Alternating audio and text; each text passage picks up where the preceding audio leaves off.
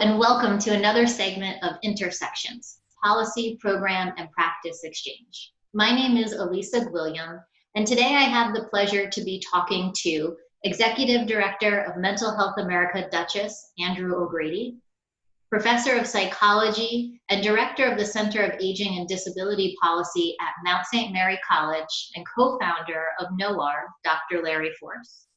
And our guest speaker today is Dave Brinkerhoff, President of the Board of MARC and the co-founder of NOAR. So Larry, do you want to introduce our guest today? I do. First of all, thank you so much for facilitating this. You know, this is our third video cast, and by all feedback and in conversation privately with Andrew, you've done a wonderful job with this. So we really appreciate you bringing this together seamlessly. Each week we get together for this intersection exchange with a focus on program, policy, and practitioner exchange, and elevating this discussion to a national level. You know, we started off locally. We then, started to develop a presence statewide, and now national. And one of our strengths is to be able to get our message out through our mailing list. So the fact is that if you're receiving this, which I know that if you're listening, you have received this, our hope is that you would then send it out through your network, through your mailing list. And that's really the way to be able to, expand the width of our message here. Today we have David Brinkerhoff, who's joined us. It's an honor and a pleasure to introduce Dave. Dave and I have known each other for just about 30 years. And he's a well-respected member of the community. He's a well-respected member of the addiction and recovery community. And I think that, his voice will provide some historical context as well as where we are now. Dave comes to the table as a member of the MARC board. You'll hear more about that. He's the president of MARC. He is the MARC, the MARC board. He's a managing partner with Abbott Smith Associates Worldwide, which is an executive search agency. And that's how I found Dave years ago. Our discussion started. He does a lot of coaching and outplacement. He's had years working in the academic arena. He was an assistant dean at Purdue. And probably about 4 or 5 years ago, Dave and myself, Jim Ball, started to have a discussion. And one of the things that was clear is that there was presence and advocacy for interventions for individuals who were young adults and adolescents for sure, but there wasn't really a lot of presence in the area of adult development with a specific focus on older adults. And we all came to the table with stories of things that did not go well. And as a result of that, we came together with our combined skill set and we launched the National Organization of Adult Addiction and Recovery. It's wonderful to have a national organization. It's based upon the background of the theory of dimensionality. It has a practice component, but our discussion with Andrew was the thing that really helped us launch into an application. And the application is Intersections, and you'll hear more about that as we're going through this discussion. So today is really to take a look at the evolution of where we were and where we are now. So with that, I'd like to welcome, well, first of all, Andrew, I'd like to have you say a couple of comments about Dave, because I know that you work in relationship with him. Well, Dave, I don't know if Dave had the theme in mind that I talk about all the time about breaking down silos, but Dave is the president of the Mid-Hudson Addiction Recovery Center's board of directors, and he and the previous previous CEO came to my office and approached me 4 years ago about merging both MHA Dutchess, which I manage, and now MARC. Both were similar in size agencies in our community, doing the work that we do with the people in the community, one in addiction and one in mental health. And as I always talk about, these are two different silos that never communicate with each other like they should. So I saw this as a great opportunity to collapse those silos. And as I've said in previous meetings, we are really doing that. And now everybody going through Mid-Hudson Addiction Recovery Center's sobriety programs are attached to an MHA case manager to help them navigate the systems in the community. We have many events on the MHA side, and the people living in a sober lifestyle at the MARC programs are now volunteering and helping and being part of that and being part of the larger community in a positive way. So this has been a great experience for us, and we're going to be fully merging at some point soon. And it was Dave's idea with the previous CEO that brought it to the forefront. So Dave has a vision, and I'm helping it come to fruition. You certainly are. And with that, Dave, how about we turn it over to you, and maybe from the historical perspective locally, but also the impact nationally about the delivery of services, especially now with the integration of technology, and especially now with the response that all providers are trying to make, and that's how to deliver services within a COVID-19 new world. So welcome. Thanks, Larry, and thanks, Andrew and Alyssa, too.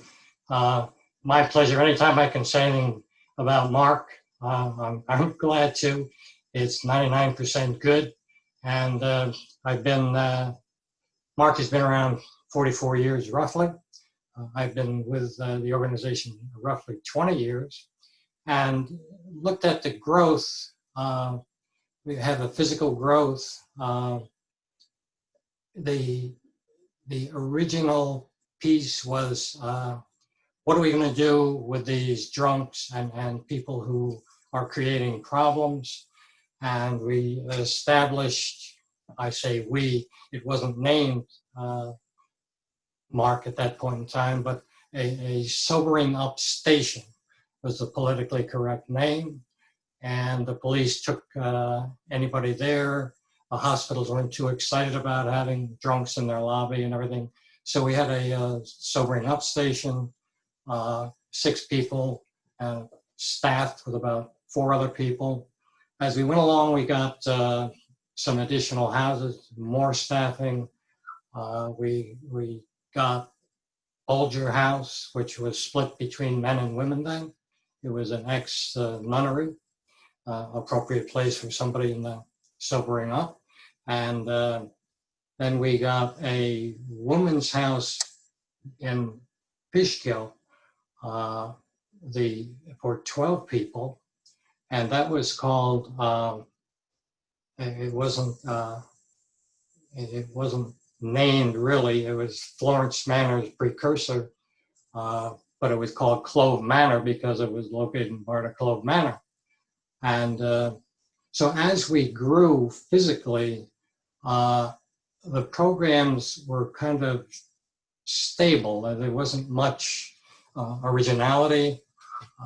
For instance, the state of New York said that for the recovery buildings and everything else, AA was the way to go, and it was state mandated. I was not aware of that until a person in Elmira, at the prison in Elmira, filed suit against the whole state, and nothing really changed. We still do AA today, but in terms of programming, that was the way it went.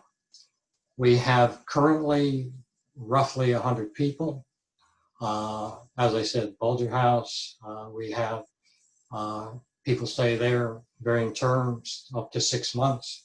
We have a new house, I say new, it's about 6 years old, that took care of the one in Fishkill, which was deemed a fire trap. And this current house holds 24 women, built on state property that was given to us. It cost $2.6 million, and it's been well worth it. It's one of our focuses of one of the programs of NOAR, working with them, and the change has come about in addition to what people do, how they do it. I know when I work with my corporate groups, one of the first questions I ask of individuals, I ask them to, if you could do anything, what do you want to do when you grow up? And I've asked some people, these are people usually who have had some problems with alcohol or drugs. And the question kind of, for some senior level executives, it kind of grabs them like, why are you asking me that question? I'm grown up. In my mind, no, you're not. You still have a lot of life to go. And we're doing basically the same thing. That's part of what we do today. Rather than you will go in our van at 9 o'clock on Monday to this program, you will then go in the afternoon to that program, and a shuffling of preconceived programs. We have finally turned things around to where we're working with the individuals, and Larry can tell you more in terms of the modules we use, the kind of coaching we use. There's nothing worse than giving coaching to somebody who really doesn't want to be coached on that particular topic. It doesn't work. And we're trying to avoid that. We've come a long way with the organization itself. The organization was Mid-Hudson Alcohol Recovery Centers. About 10 years ago, we changed the name to Addiction Recovery because 10 to 15 years ago, our blend of, I call them customers, started to change. We went from 80% alcohol to 80% addiction to other substances. And we're still in the process of making that adjustment. And today, the ball is up in the air again, especially with older adults. I'm really qualified in that area. I've got the years. And looking at one of the things that one of my favorite articles is when I was in the Wall Street Journal that said the baby boomers are retiring and they're bringing and it was a big but, they're bringing their bad habits with them. And that we see in our groups, in meetings in general, and people who are really out there trying to reestablish themselves. I see it in the corporate world where I work with some people who are being, the kind term is surplus, and hold their hand as they go through that process, and they just can't sometimes give it up. They have nowhere to go.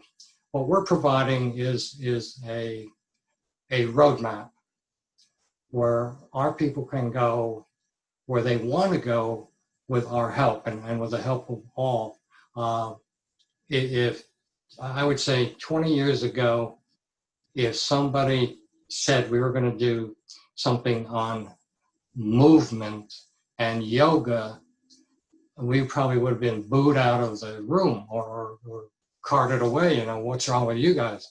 But it has come to fruition.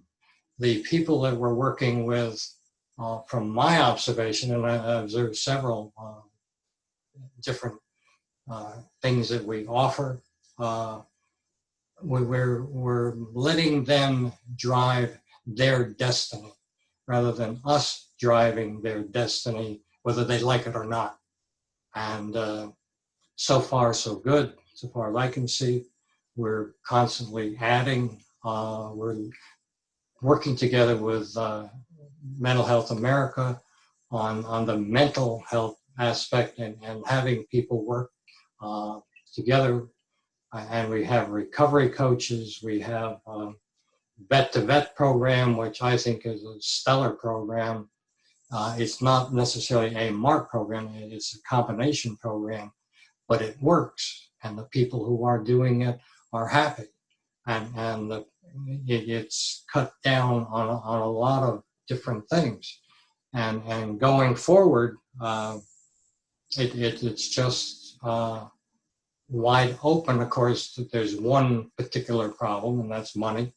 But we look at foundations, we look at the state, and we have a private foundation was started about 12, 14 years ago. The Mark Foundation was established, and that adds about $100,000 a year to our operational funds, which was unheard of. In fact, the first time we had $25,000 in the bank and Oasis found out about it, they wanted to take it because we weren't supposed to have any money.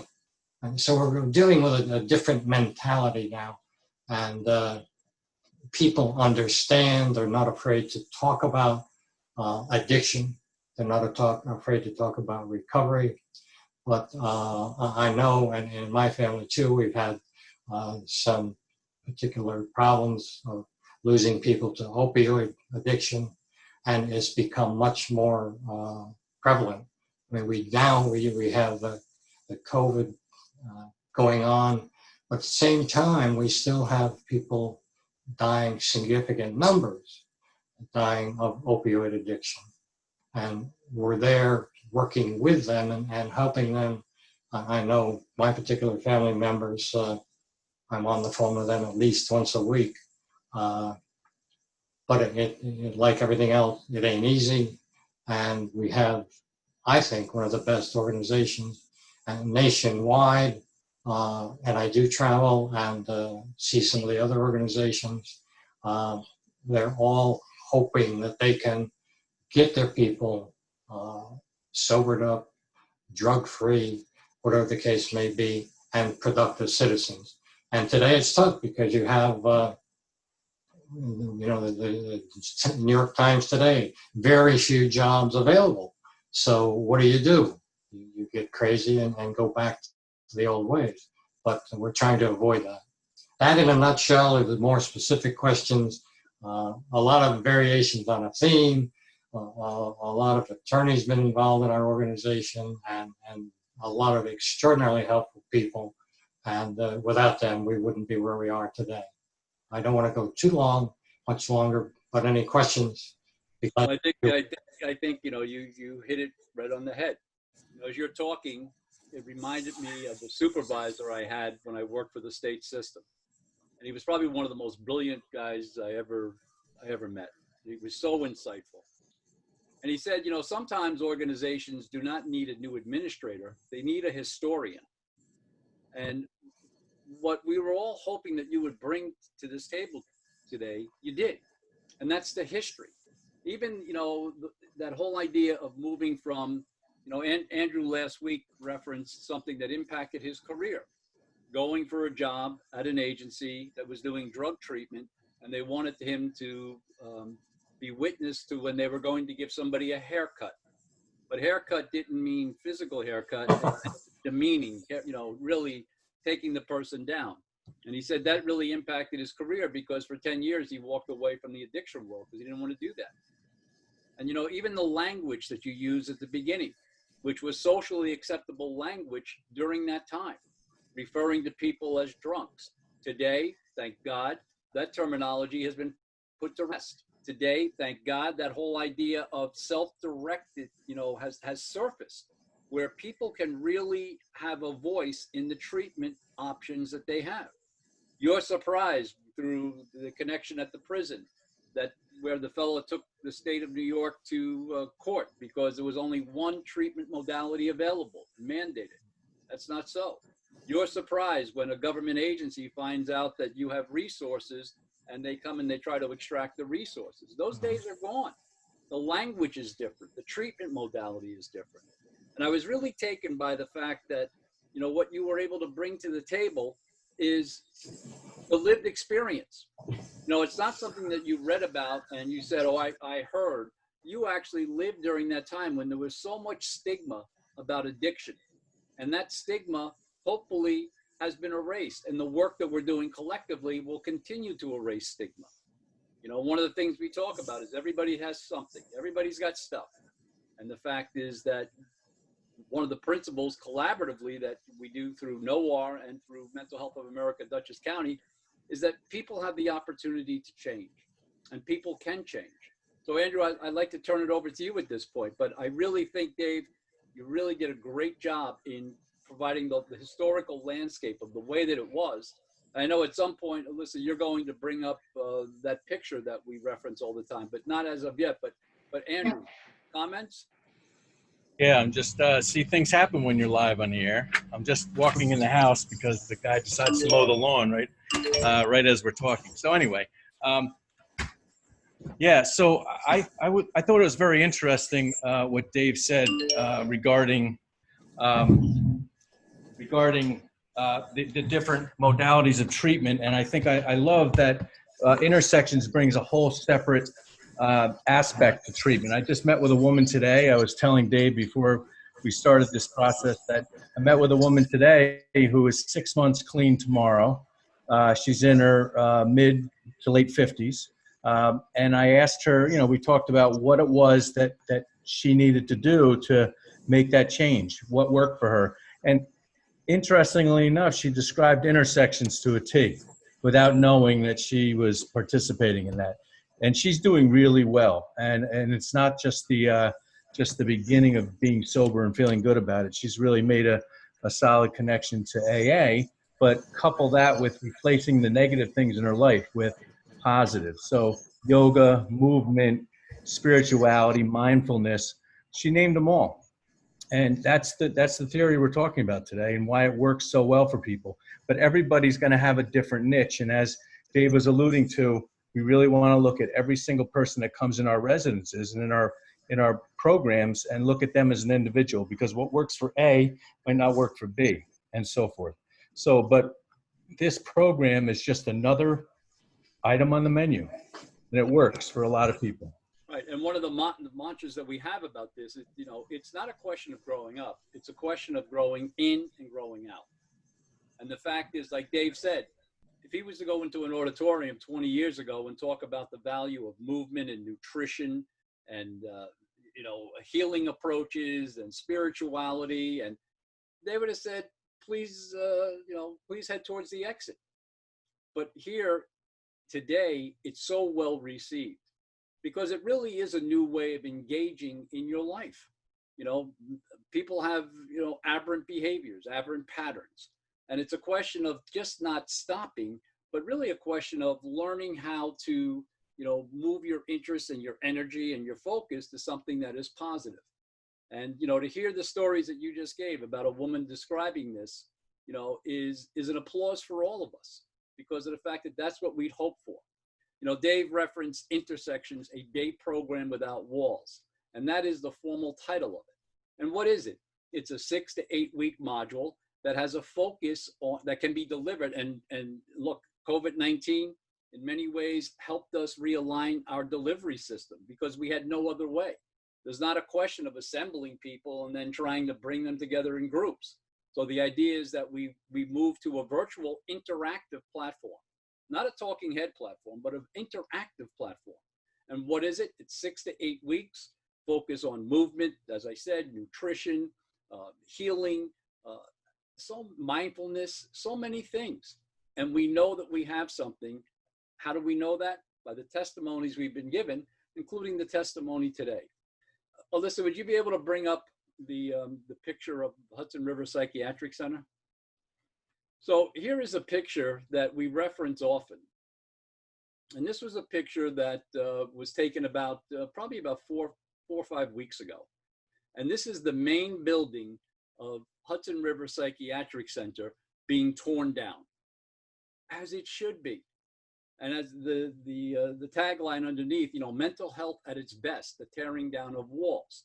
And the interesting thing from a historical perspective is that when I showed Dave this picture and we had a discussion about it, he said over by the crane on the right-hand side of the building, at the bottom floor there, that's where people were housed in a sobering up station.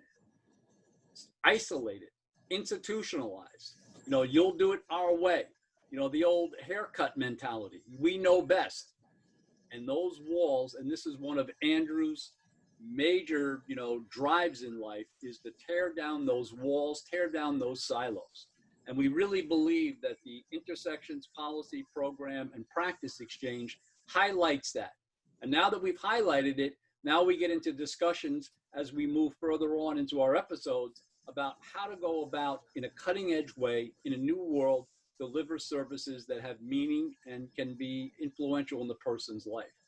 But, this, I think, they say a picture's worth 1,000 words. When I look at this picture, and I see all those doors, which I keep on referencing, behind all of those doors were people with stories, people with facts. We isolated them, we segregated them, we institutionalized them, and here's the result today, the wall coming down. So any other additional comment? I would just like to say that I'm really happy with the way things are moving forward, not just within our group here, but statewide. Just before this call, I was on a Zoom call with the heads of DOH, OMH, and OASAS in Albany. And those are the state agencies that oversee health, mental health, and addiction. And we're all working together on one of the modalities that we're working with, health home care management. And they're all working together and gaining feedback from the people on the ground. And like I said, this is one of my passions, to knock down these silos and get people to work together. You can't have health without mental health. If you can't tell me that somebody with addiction issues doesn't have health problems, that leads into that. It's all intertwined. So instead of being in little silos, let's break them down and let's address the whole person. And what you just talked about naturally, a conversation between 3 state bureaucratic agencies, 10 years ago, that conversation would have never happened. And I think those conversations have evolved over time about blended services. And now with COVID-19, we're all coming to the table with one interest, and that's how to go about delivering services in the best way in the new world that we're now living in. So David, thank have the best outcomes, right? Absolutely. So David, really, thank you so much for joining us today and for delivering the message. And, I've said this to you privately and, publicly. You are a main driver in the field of recovery and addiction services in this county and in statewide. So thank you for your effort. You've done really a bow to you for sure. Alyssa? Well, thank you, Dave. It was great having you guys here today. And thank you for joining us today. You've been listening to Intersections Policy, Program, and Practice Exchange. And if you would like to hear this program again, share it with a friend, or even comment on it, you can log on to our Digital Resource Center on our website, www.intersections-exchange.org. And you can also follow us on Facebook, Instagram, and YouTube. We hope you'll join us next week as we continue our conversation on intersections, policy, program, and practice exchange. Thank you.